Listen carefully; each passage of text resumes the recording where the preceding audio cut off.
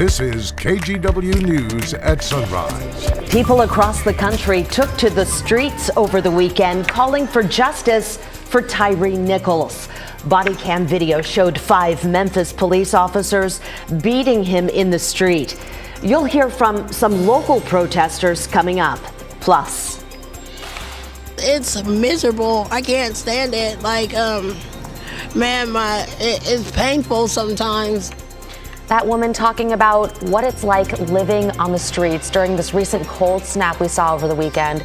We talked to Multnomah County officials about what they're doing to help keep people warm. Plus, of course, meteorologist Rod Hill has all the details on what we are expecting this week.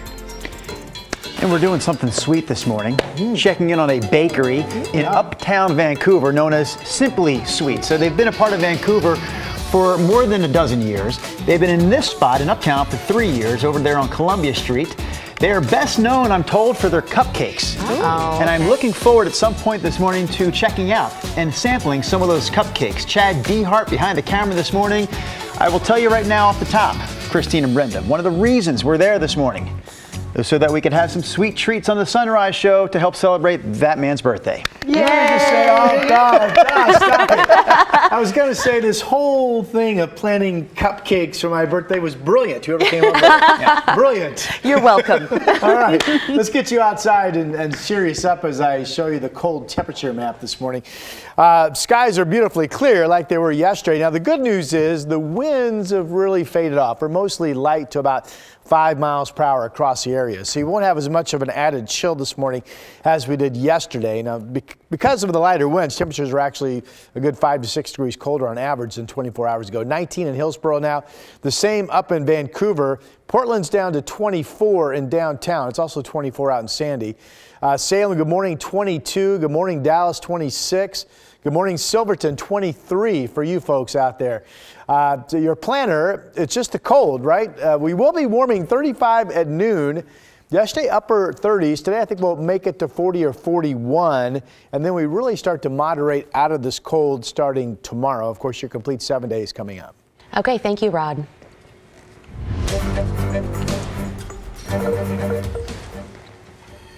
Then we want to proclaim that this is the blueprint going forward for any time, any officers, whether they be black or white, will be held accountable. That is civil rights attorney Ben Crump speaking about the case involving 5 former Memphis police officers who were arrested and charged in Tyre Nichols' death. Crump is Nichols' family's attorney. Now, those 5 men posted bail and are now out of jail. Body cam footage and surveillance video released Friday show officers beating Nichols after a traffic stop. Reaction to that video has been huge. Thousands of people from coast to coast protested in the streets. Here in Portland, more than 100 marched on Friday night. KGW's Alma McCarty was there. Pain and outrage apparent after the death of 29-year-old Tyre Nichols. Why did it happen again?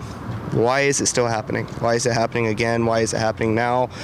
When will it end? What will it take? More than 100 protesters marched in Northeast Portland, first starting at the convention center. Many did not want to speak with us, but one man explained why he showed up Friday night. Racism and police brutality is just unacceptable, so I feel like it's right for everyone to get out here and do their part to show support and solidarity. The crowd ended up under the Burnside Bridge honoring Nichols at the skate park, as he was an avid skateboarder. Eventually, the group crossed over the bridge, backing up traffic. Earlier this afternoon, Portland leaders spoke out, denouncing the actions of the former Memphis police officers charged in Nichols' death. Among them, former state senator Margaret Carter. When I saw the grief expressed by his mom at one of the news conferences, I felt warm tears dripping down my face at the heartbreak she could hardly control. I am not sure I could be that composed. Portland Police Chief Chuck Lavelle called the actions of the Memphis officers unconscionable. When excessive acts of force such as this occur, it deeply impacts all of us who wear a badge. It's heartbreaking and truly a failure of humanity. All said they were grateful for the swift actions by officials in Tennessee, and they called for those protesting to do so peacefully. As life would have it, hate has stepped in again and challenged us to be the better angels that we need to be to keep this community safe. Alma McCarty, KGW News.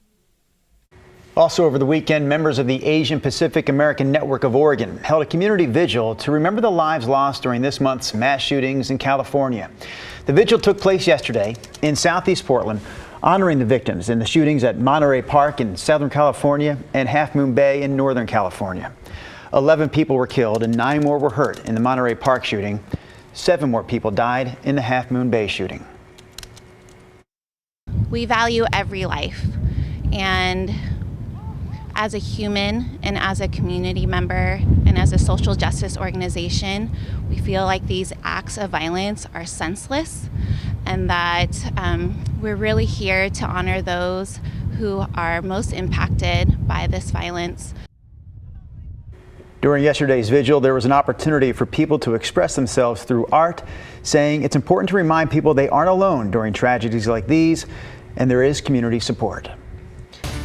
And here are a few more headlines that we're following for you this morning. A tow truck driver is in the hospital after a hit-and-run crash. Portland police say it happened on I-84 near the Northeast 43rd Avenue exit yesterday around 6:45 a.m. The tow truck driver was apparently outside loading a car onto his truck when he got hit. First responders found him laying on the pavement in front of his car. Police say he has serious injuries, including a broken arm and leg, but should recover. And do you know this guy? Police in Southern Oregon hope you do. Grants Pass police say they think Benjamin Foster, who's 36 years old, might be using dating apps to find victims or people to help him hide. They're offering a $2,500 reward for any information leading to his arrest. He's wanted for kidnapping, murder, and assault after a woman was found bound and beaten at a Grants Pass home last week. That woman is hospitalized in critical condition. If you see Foster, do not approach him. Call 911. And a traffic alert for you this morning. Part of Highway 229 at milepost 18 is shut down in both directions just north of Siletz because of a rock slide. No word from ODOT on when that section of road will reopen, but if you're headed that way, you'll probably want to find a different route. And that's a look at some of your Monday morning headlines. Well, our cold snap continuing this morning with temperatures in the 20s right now. And when you factor in the wind chill, temps feel like they're down into the teens. Devin Haskins joins us live in the newsroom this morning. Devin, here in Multnomah County, officials opened warming shelters again overnight. Yeah, Multnomah County and the city of Portland opening 5 warming shelters last night, enough space for 400 beds. Now that's an increase from the Saturday night beds because the shelters almost reached capacity. 5 warming shelters in Portland. They're open until 8 a.m. this morning. In North Portland, that's at the Arbor Lodge, the Charles Jordan Community Center, and the Salvation Army. In downtown Portland, they've opened up the warming shelter at the Portland Building. And in East County, the East Portland Community Center is also open. In Clackamas County, officials have opened up shelters in Canby, Oregon City, and Molalla, as well as 2 in Washington County. We caught up with crews setting up on Sunday at the Charles Jordan Community Center. Multnomah County reached 90% capacity on Saturday night, something they expected to increase overnight on Sunday into the morning. What we tend to see is that the first night people are just kind of figuring it out and they just kind of experience that cold weather overnight and then start to realize maybe I need to get inside, this feels unsafe, and then we see an influx of more folks on the second night typically. That's the trend. On Saturday, 4 people were treated for hypothermia in Multnomah County, which is a lot for late January. The county says that number is usually just 1. Now, if you need a free ride to a warming shelter, you see someone who does, you can always call 211. Guys? That is such an important number to know. Devin, thank you. Rod, you're talking about last night, tonight, maybe tonight again, coming up. some of the coldest temperatures we've seen all winter, really. Yeah, now we're going to be moderate. I think this morning is true what you just said. This morning will be the coldest of this particular bunch. I want to start off at Timberline because we do have a wind chill advisory. This is basically for the high country at pass level and higher, but the news is good right now. It's 20 degrees at Timberline. Now, they were in the single digits yesterday. Their temperature actually went up overnight. Again, when you get up higher in the atmosphere, you start to find the true barometer of what's going on. So this tells you that this batch of air is starting to moderate. Winds, which a couple hours ago up at Timberline were still gusting to 40 to 50 miles per hour, have now tapered off and they're blowing to only about 25 or 30. There's a wind chill advisory up until 11 a.m. But again, the winds are starting to fade away, so maybe we'll get lucky. The wind chill advisory will be dropped before 11 a.m. and we'll see much calmer winds. It does appear that the threat of 50 mile per hour winds up there is rapidly ending. This was yesterday, by the way. It caught my eye that there weren't too many cars in the day lot at Timberline. Didn't see that many people at Meadows either. Obviously, it was so flipping cold, right? All right, 23 is our current number. The good news is most of you are waking up with no wind chill. Winds have really faded away overnight and they're mostly light. And we will start to see some warming this afternoon with beautiful sun, 35 at noon, 39 at 5 p.m. I have us getting up to about 41 for a high today. Here are the other numbers. 22 down in Salem, big fat 0 in Bend, and I guess -5 is a fatter number than even 0 is out in Burns, right, as the saying goes, 1 in John Day. We are looking at some high cloudiness coming in later today, and as forecasters, high clouds sometimes it's tough to tell. Are they going to be thick enough to hold the temperatures up overnight? Will they be thick enough to hold the temperatures down tomorrow afternoon? We'll have to wait and see. For now, up to about 40 during the day. Here's Salem at 41, and then at least a hard freeze overnight tonight. It will not be as cold tonight, period, but we'll still be dipping into the upper 20s, it looks like, on average, depending on what those clouds do. If the clouds thicken up, we may not get below 32. This does show 32 up in Longview and 29 in Vancouver. You can see the light winds expected. We're all dry through Thursday morning. Here's the moderation. We're back up to 50 by Wednesday. 50. It's going to seem so warm.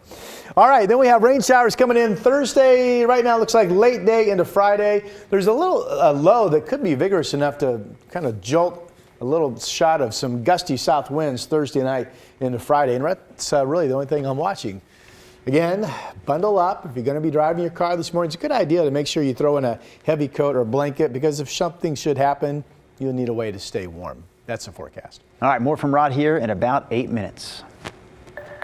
We know that there are about 14,000 structures and homes that are could be at risk of coastal flooding by 2050.